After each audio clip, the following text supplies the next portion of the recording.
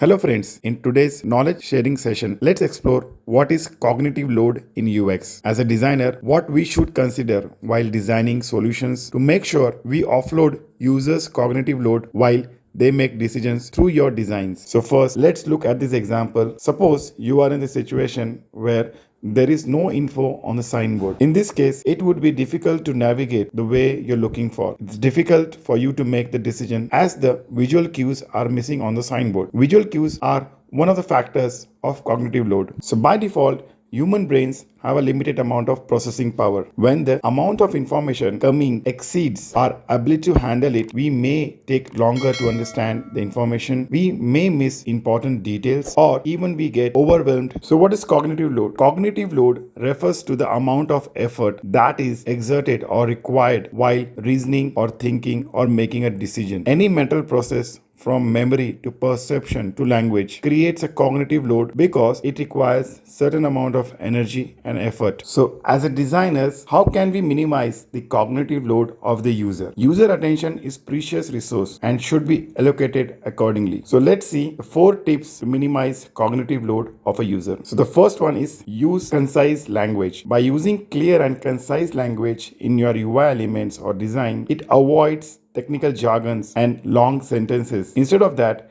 use very simple words and short phrases that your users will be able to quickly understand. The second one, as we saw in the first example of the signboard, it's visual cues. Visual cues helps break up text and provide users with a quick way to understand what a button or section is for in this example. So just by looking at the icons in full name, email icon or the user icon, it's easy for the user to understand what that field is just by looking at lock icon or email envelope icon. Whereas on the left hand side, the visual cues are missing. The user will take some time to process just by reading the label and understand what that field is meant to be. Third one is remove unnecessary elements in your design. So in this example, if you see on the left hand side, there are multiple interactions. If you see after the browse other tips button, today's deals, my account, and then the main content comes into picture, that is checkout and trip details. Whereas on the right hand side, that is the best example you should use. You should avoid those unnecessary elements so that user can make his or her decision quickly.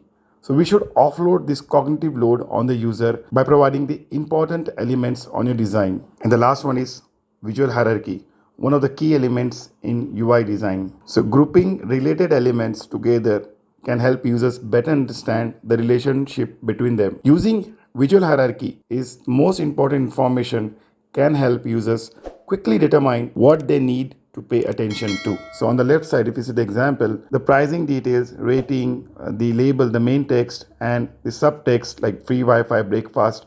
So all things look in one font size. It's very difficult for the user to scan the details, which one is more important.